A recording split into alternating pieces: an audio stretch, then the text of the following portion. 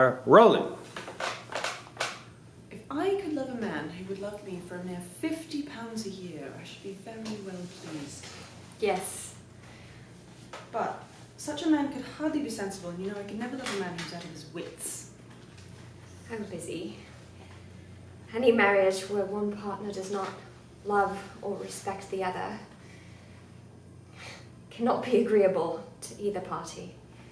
As we have daily proof, but beggars, cannot be choosers. We are not very poor, Lizzie.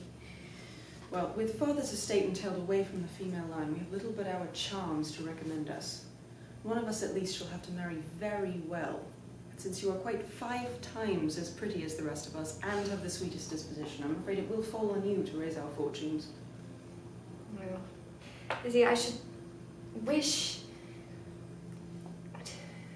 very much like to marry for love. So you shall, I'm sure. Only take care to fall in love with a man of good fortune. Well, I shall try. For you. To please you. And you?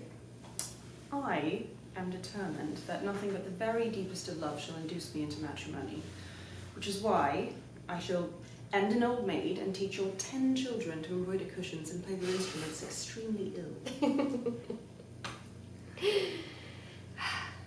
Mr. Bingley is just what a young man ought to be. Sensible, good-humoured. Handsome, conveniently rich.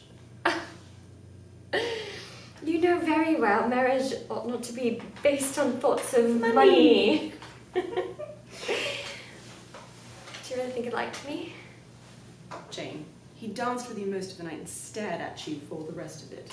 Though I give you leave to like him as you like many a stupider person. You are far too apt to like people in general, Oh. All the world is good and agreeable in your eyes. Oh, no, not his friend. I still can't believe what he said about you. Mr. Darcy. Well, I could far more easily forgive his vanity had he not wounded mine. Anyway, no matter, I doubt we shall ever speak again.